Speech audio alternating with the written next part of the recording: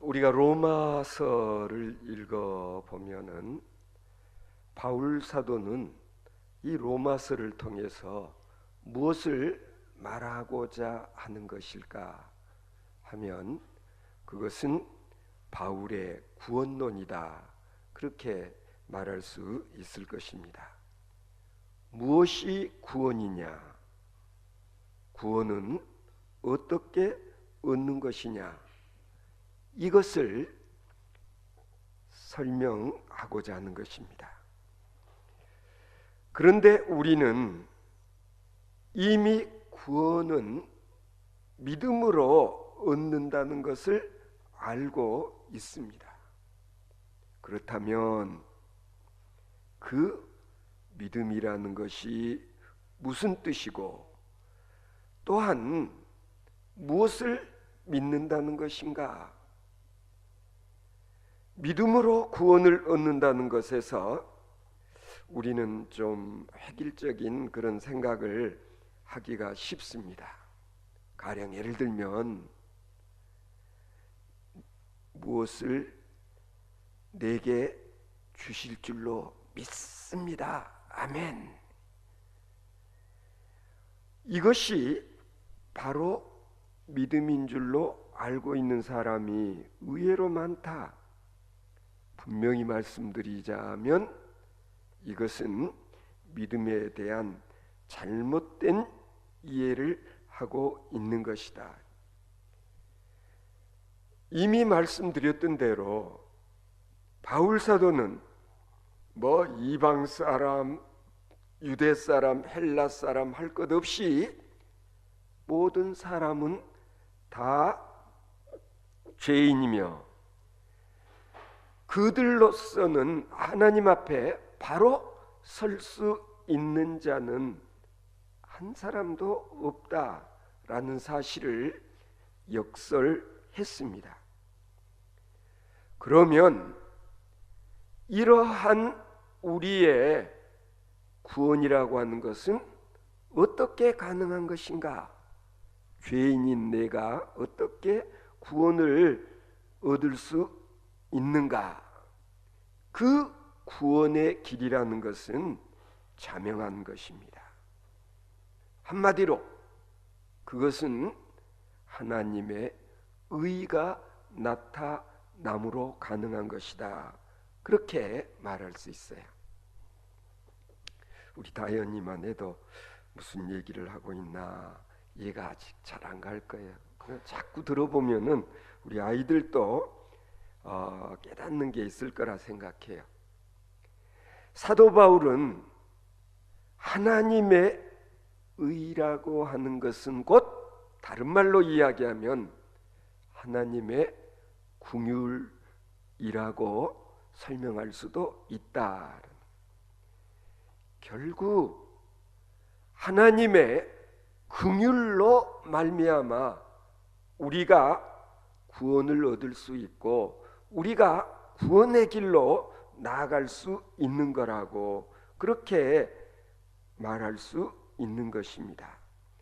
그렇다면 하나님의 긍휼이라는 게 뭐냐?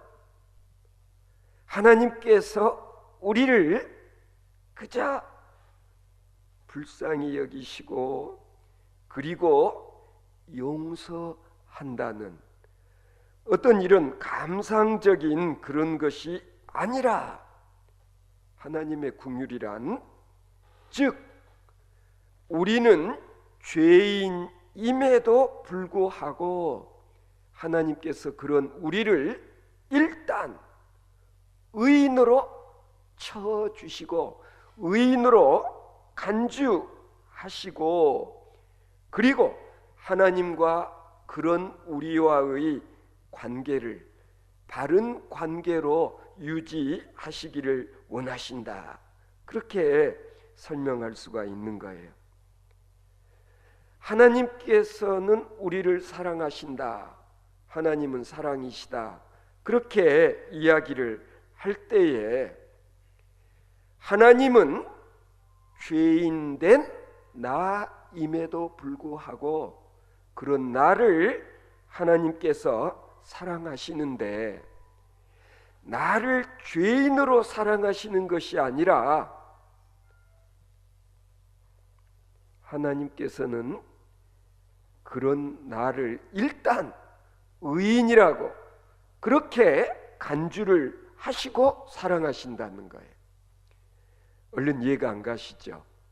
예수님의 비유 하나를 아마 들으시면은 이해가 갈 겁니다. 여러분이 잘 아시는 탕자의 비유가 그렇습니다. 자, 아버지 것 가지고 나가서 다 말아먹고 알거지가 되어서 돌아온 아들, 이거 이미 자기 스스로도 내가 어찌 아버지의 아들이라고 일컬음을 받을 수 있겠냐, 나는 그저 이제부터는 아버지 집에 하인 머슴 정도로 살더라도 아버지 집에서 살아야 되겠다 이러고 지금 집으로 돌아오지 않았습니까? 그런데 놀랍게도 이 탕자의 아버지는 돌아온 아들을 다 말아먹고 돌아온 알거지가 된 아들을 이미 아들로서 영접하고 아들로서 맞이하고 있다는 걸 알 수가 있어요. 예수님께서 이 탕자의 비유를 가지고 뭘 우리에게 가르쳐 주시려고 하시나, 그것은 하늘 아버지가 바로 그러하시다. 우리가 어떤 죄를 지었건 간에 어떤 죄인이건 간에 우리가 하나님께로 돌아오게 될 때에 하나님께서는 나를 죄인으로 맞이해 주시는 것이 아니라 이전과 똑같은 그런 아들로서 우리를 용납하신다.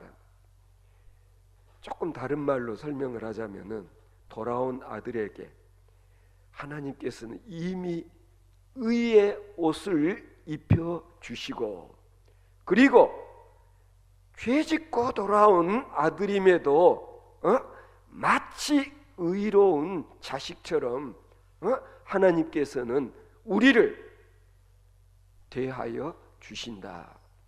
이게 바로 하나님의 긍휼이요, 하나님의 자비요, 이게 하나님의 의라고 할 수 있는 거예요. 바로 이것으로 우리는 구원을 얻을 수 있는 것이다. 아니, 하나님의 구원의 방법은 그렇다라는 거예요. 우리 다나가 엄마 아빠 막 속상하게 하고 그리고 집을 나갔는데, 그래도 밤이 되어서 다시 집으로 돌아온 딸, 이전에 예뻤던 딸 그대로 아빠 엄마는 나를 보듬어 주신다. 이게 바로 하나님의 사랑이 그렇다라는 얘기예요. 따라서 우리가 구원을 얻는 일에 있어서 우리는 하나님 앞에서 내 자신의 의를 말할 수가 없어요. 내 의를 드러낼 수가 없는 거예요. 나의 의라는 건 뭐예요? 내가 뭐 이것도 잘했고 저것도 잘했고 나는 뭐 착하게 살려고 내가 노력했고 그래서 그런 나를 하늘 아버지께서 아들아 딸아 그러고 나를 맞이해 주시는 게 아니라는 거예요. 우리의 이와 같은 행함을 우리가 강조하게 되면은 곧 그것은 하나님의 의를 부인하는 것과 마찬가지가 된다라는 사실을 우리는 늘 기억해야 돼. 내가 뭘 좀 했다고 한들 이것이 하나님 앞에서 뭐 대단한 뭐 이게 점수 딸 만한 일이냐, 그렇지 못하다는 얘기. 그러나 내가 하나님의 의를 내세운다고 하는 것은 뭐냐 하면은 나는 내가 행한 어떤 일로 인하여서 아들의 딸의 자격을 회복한 것이 아니라 하늘 아버지께서는 허물도 많고 잘못한 것도 많은 나임에도 불구하고 하나님께서는 나에게 긍휼을 베푸시고 나에게 자비를 베푸셔서 내가 하나도 잘못한 것이 없는 아들이요 딸인 것처럼 나를 영접해 주시는 하늘 아버지, 이게 바로 하나님의 의라는 거예요. 뭐 요즘 비슷한 얘기를 제가 좀 반복하는 감이 없지 않습니다만은 현대인들이 입버릇처럼 외롭다, 고독하다라는 말을 곧잘 합니다. 그런데 우리의 만남은 사실은 믿음에 기초한 것이 되어질 때에는 이런 말을 우리가 하지 않게 되는 거예요. 다시 말씀드리자면 상대방의 의를 통해서 너와 나와의 관계가 성립되어진다.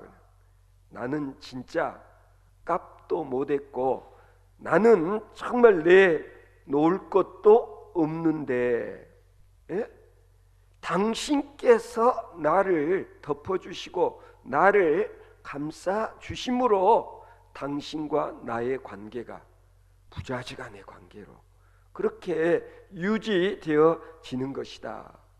따라서 하나님 앞에서는 항상 나의 의는 접고 그리고 하나님의 의로 말미암아 내가 정말 불효자임에도 불구하고 아버지는 나를 효자인 것처럼 인정해 주신다는 사실을 우리가 겸손히 고백하지 않으면 안 된다는 거예요. 그래서 우리가 신앙생활하면서 주의할 게 뭐냐면 내가 내 자신의 의를 강조하게 되어지면은요 결코 하나님과의 바른 관계를 회복할 수가 없는 거예요. 그래서 우리는 늘 아버지를 향해 나아갈 때마다 나 같은 것이 무엇이간데 아니 나는 그냥 머슴 중에 한 사람 정도로만 나를 받아주셔도 감지덕지할 텐데 그런 나를 아들이라 칭해 주시는 아버지 감사합니다.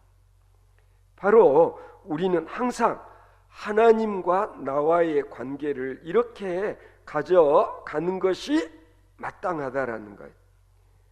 지금 바울 사도께서는 이런 관계를 설명하기 위해서 오늘 본문에 보면 아브라함의 경우를 예로 들고 있어요. 왜 바울 사도는 아브라함을 이렇게 예로 들어서 이런 관계를 설명하려고 했을까? 왜 그랬을까요?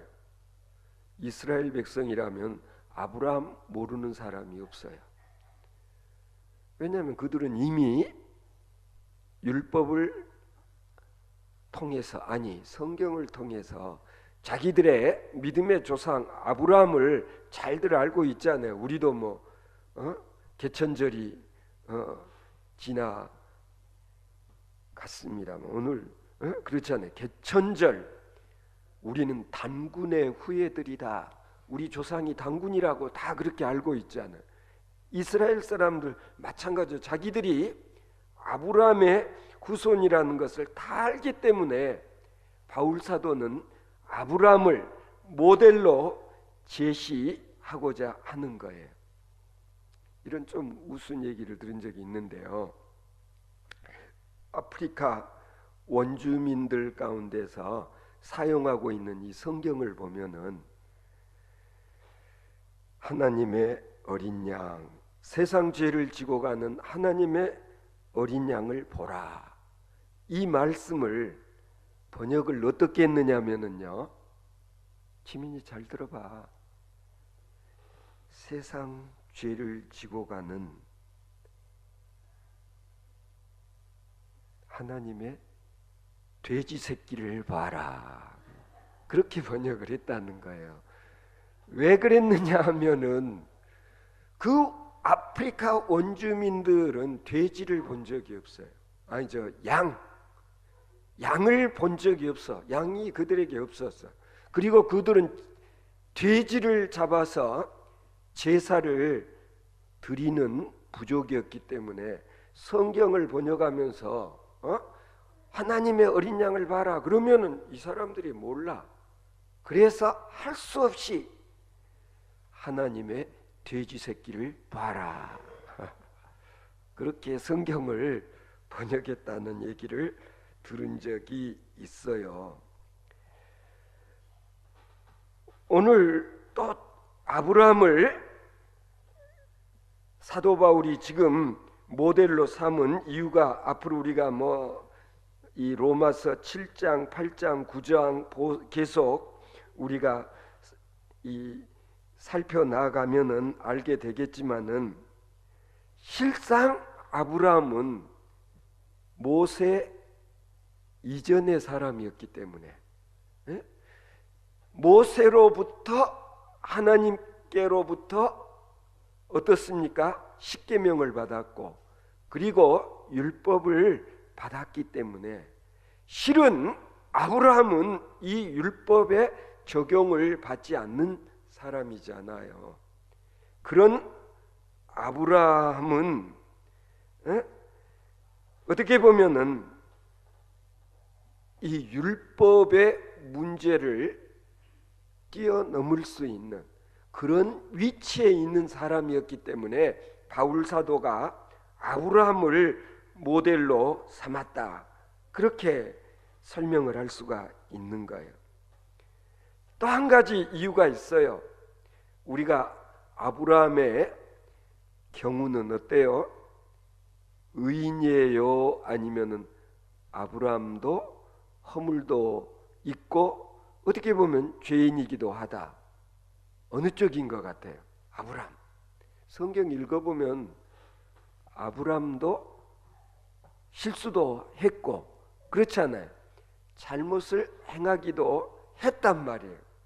이게 중요해. 아브라함은 완벽한 그런 사람이 아니라 실은 우리와 똑같은 그런 허물도 죄도 범한, 때로는 어때요?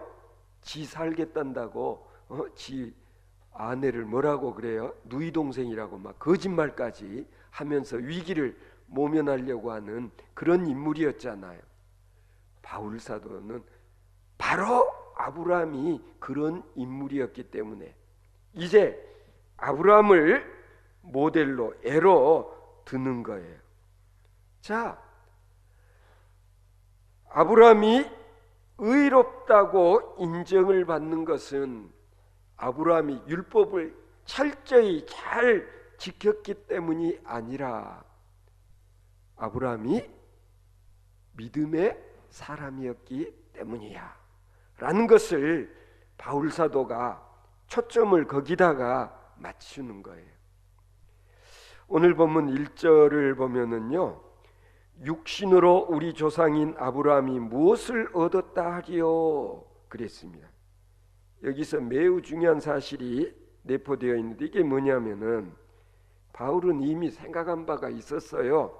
즉 아브라함은 표면적인 유대인이 아니라 무슨 얘기냐면은 겉으로 드러나 보이는 민족적인 혈통적인 아니면 문화적인 그런 측면에서의 유대인과 그리고 좀 더 내면적인 신앙적인 유대인은 구별되어져야 된다. 앞으로 계속 바울서 이 로마서를 읽어보면 이런 얘기가 나와요. 육신적으로 아브라함이 자신들의 조상이라고 그렇게 생각을 하고 있는데 바울이 강조하고 싶은 것은 뭐냐면은 육신으로 말미암은 유대인과 그 조상 아브람 이건 별 의미가 없다라는 거예요. 그럼 뭐냐? 오직 믿음으로 아브람의 후손이 된 이들이 누구냐? 바로 이스라엘, 유대인이다 라고 이야기하고 싶어 하는 거예요. 갈라디아서 3장 29절을 한번 보시면은 너희가 그리스도께 속한 자면 곧 아브라함의 자손이요 약속대로 유업을 이을 자니라. 이게 바울 사도의 지론이에요. 무슨 얘기냐 하면은요, 유대인이 유대인인 것은 예수 그리스도로 말미암아 구속을 받게 됨으로 인하여 이 믿음으로 구원을 받았다고 하는 입장에서 여러분들은 아브라함의 후손인 것입니다. 즉 예수 그리스도를 믿고 예수 그리스도로 말미암아 구원을 받은 그 믿음이 있는 여러분들이기 때문에 여러분들을 아브라함의 후손이라고 말하는 거다. 이게 바울 사도의 설명이에요. 바울 사도가 이걸 강조하고 싶어 하는 거예요. 그러니까 뭐 혈통적으로 아브라함의 후손이라기보다는 여러분들이 믿음으로 말미암아 예수 그리스도로 말미암아 구원함을 받았으므로 바로 믿음의 조상 아브라함의 후손이라 일컬음을 받을 수 있는 것이다. 그래서 뭐냐면 겉으로 드러난 육신적인 그런 맥락에서가 아니라 영적으로 신앙적으로 여러분은 아브라함과 연결이 되는 것이라는 걸 바울 사도가 지금 설명을 하고 있는 거예요. 자, 우리만 해도 그렇잖아요. 아브라함과 우리가 무슨 상관이냐? 우리는 혈통적으로는 아브라함과 아무 상관이 없어요. 그렇잖아요. 그런데도 우리는 때로 그렇게 이야기하지 않나요? 우리는 아브라함의, 이삭의, 야곱의 후손이라고. 왜? 예수 그리스도로 말미암아 우리가 영적으로 구원을 받은 우리라는 점에서 예수 그리스도로 말미암아 구원을 받은 저 유대인 그 조상 아브라함은 곧 구원받은 믿음으로 구원받은 우리의 조상이기도 하다라는 거예요. 혈통적으로가 아니라 영적으로 신앙적으로 아브라함은 우리의 조상이 되어지는 것과 마찬가지다 그런 뜻이에요. 오늘 본문을 통해서 바울 사도가 지금 이걸 강조하고 있는 거예요. 자, 우리가 구원을 받은 것은 내 자신의 어떤 행위로 말미암은 것이라면 그 구원은 너무 당연한 거예요. 내가 잘했으니까, 값을 했으니까, 그래 나 구원받았다 어쩔래? 그렇잖아요. 그러나 그게 아니라는 거예요.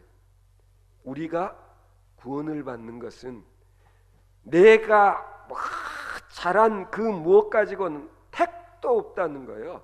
죄값을 치르기에는 내가 막 선행을 하고 착하고 바르게 살고 뭐 한 이거 아무리 값을 쳐도 내 죄사함 받기에는 미치지 못한다는 거예요.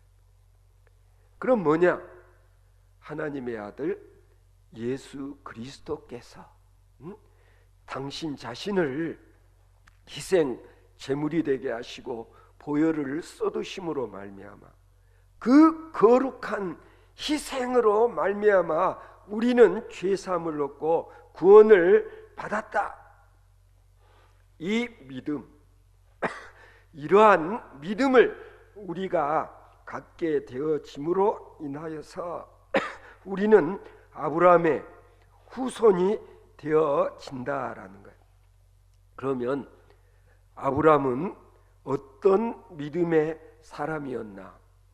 아브라함에게는 어떤 믿음이 있었나? 여러분 한번 이야기해 보실 수 있겠어요? 왜 아브라함을 믿음의 조상이라고 그렇게 일컫게 되었는가? 오늘 본문에 보면 아브라함이 하나님을 믿음에 그랬어요. 아브라함이 하나님을 믿었다. 그러면은 아브라함이 하나님을 믿었다고 할 때 그 믿음이라는 게 도대체 뭔데? 우리가 창세기를 놓고서 아니면 히브리서 11장 8절에 보면은 아브라함을 이렇게 설명하고 있어요. 믿음으로 아브라함은 부르심을 받았을 때에 순종하여 장래의 유업으로 받을 땅에 나갈새 갈 바를 알지 못하고 갔으며 라고 히브리서에 기록해 놓고 있어요. 이게 뭐냐면 하나님께서 어느 날 뜬금없이 아브라함을 부르시고 그리고 아브라함에게 너는 아비 본토 친척 모든 것 다 버리고 떠나라. 집을 떠나라. 그런데 아브라함은 놀랍게도 하나님의 그런 지시에 두말하지 않고 고향을 떠났다. 아비 집을 떠났다. 이게 뭐냐? 하나님을 믿었기 때문에 하나님의 명령에 순종했다. 그런 얘기예요. 두 번째로 왜 아브라함을 믿음의 조상이라고 그러냐? 적어도 아브라함은 하나님의 약속을 믿었어요. 하나님의 약속에 대한 믿음이 있었다라는. 여러분 약속이라는 건 뭐예요? 현재가 아니에요. 약속은 장차 이러이러한 일이 있게 해주마 라는 약속. 그러니까 약속은 뭐예요? 항상 시제가 미래. 아직 현재가 아닌 미래에 대한 하나님의 약속을 아브라함은 믿었다라는 거예요. 그게 참 쉬운 것 같아도요 쉽지 않아요. 다현아 어때? 아빠가 내가 너한테 아이패드 하나 사줄게. 네가 다음 중간고사 성적이 평균 95점 이상이 되면 이게 약속이에요. 그러면 그래 내가 이번에 시험 잘 봐가지고 평균 95점 이상이 되면 우리 아빠가 나한테 했던 약속을 지킬 것이다 라는 것을 믿어요. 믿는 딸이 있는가 왜 우리 아빠 저거 순전히 저거 거짓말이야. 나 공부시키려고 그냥 하는 말 이건 믿음이 아니다. 불신앙이에요. 불신. 아브라함은 하나님이 자기에게 한 약속을 의심 없이 믿었다. 그런 믿음이 있었다라는. 세 번째로는 믿기는 믿는데 아브라함은 액면대로 믿었다는 사실이 중요해요. 고향을 떠나라. 이스마엘을 내보내라. 그러면서 하나님께서 약속했던 아들, 그 아들을 얻기까지 몇 년이 걸렸어요? 25년이나 걸렸어요. 25년이나. 그런데 25년 동안 아브라함 의심하지 않았어. 내일일지 모레일지 한 달 뒤일지 1년 뒤일지 몰랐지만 아브라함은 하나님이 일단 너에게 아들을 주겠다고 약속한 그 약속을 그대로 믿었다는 걸 우리가 창세기를 읽어보면은 알 수가 있는 거예요. 따라서 아브라함의 이런 믿음은 우리의 어떤 이성적인 그런 판단에 의한 것이 아니에요. 그래서 언젠가 제가 그런 말 한 적이 있었는데 파스칼이라는 사람이 쓴 팡세 명상록이라는 책을 읽어보면은 너의 이성을 십자가에 못질하는 그 순간이 너가 구원에 입문하는 순간이다. 그게 뭐냐면 이 머리 굴려가지고 성경 이건 사실일 것 같고 이건 그럴듯한 소설 같은 이야기다. 오병이어를 가지고 5천 명이나 먹이고도 12광줄이나 남았대. 에이, 그냥 해본 소리일 거야. 어디 그런 일이 있을 수 있으면 과학적으로도 불가능해. 뭐 이런 식의 요 머리 굴리는 거, 네 머리를 십자가에다가 대못질 해버려라. 그렇지 않고서는 아멘 할 수가 없다라는 그런 얘기예요. 그런데 아브라함에게는 그런 믿음이 있었다. 이리 재보고 저리 재보고가 아니라 하나님의 말씀은 액면대로 그대로 받아들이고 믿고 장차 이루어지리라고 확신을 했던 그런 아브라함. 그래서 그 아브라함을 유대인들은 믿음의 조상이라고 그렇게 여긴다는 것 아니에요. 오늘 보면 4절 5절 보면은 일하는 자에게는 그 싹을 은혜로 여기지 아니하고 빚으로 여기거니와 일을 아니할지라도 경건치 아니한 자를 의롭다 하시는 이를 믿는 자에게는 그의 믿음을 의로 여기시나니 그랬어요. 무슨 뜻인지 알겠어요? 그러니까 일하고 노동의 대가로서 품삯을 주면 당연한 거지만 실은 내가 일한 거 없어요. 농땡이 부리고 뻘짓을 했어요. 그런데도 하루가 가고 작업이 끝난 다음에 농땡이 부렸던 나에게도 수당을 줄 때, 그럴 때 이게 뭐예요? 이건 정말 공짜로 값없이 내가 받는 것이라는 사실 아니겠어요? 하나님께서는 우리에게 의의를 베푸실 때 바로 이렇게 베푸신다. 오늘 본문 말씀 보면 내가 지금 고통을 당하고 실패하고 있지만은 그것은 너 죄 때문이 아니라 내가 너를 사랑하여서 너를 지금 연단시키는 거다. 하나님께서 가령 나에게 그렇게 말씀하셨다면 지금 내가 이런저런 일로 실패를 막 반복하고 되는 일이 없고 그리고 막 내가 지금 벌을 받고 있는 것처럼 여겨질지라도 나는 그 일로 인해서 아픔을 느끼지 않아요. 왜?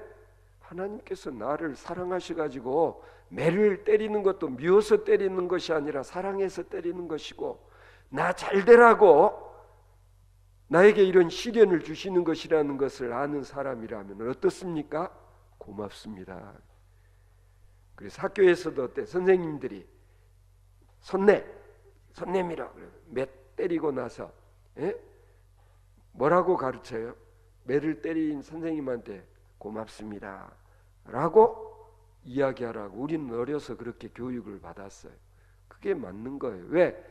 선생님이 나를 미워서 때리는 게 아니라 사람 되라고 앞으로 더 잘하라고 하는 것이기 때문에 이 매가 아프지가 않다는 얘기죠. 이해가 가십니까?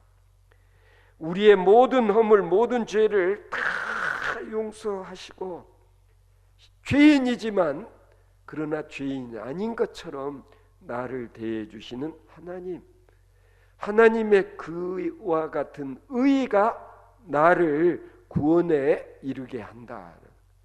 그 믿음으로 우리는 죄인임에도 불구하고 마치 의인인 것처럼 칭함을 받게 된다라는 사실.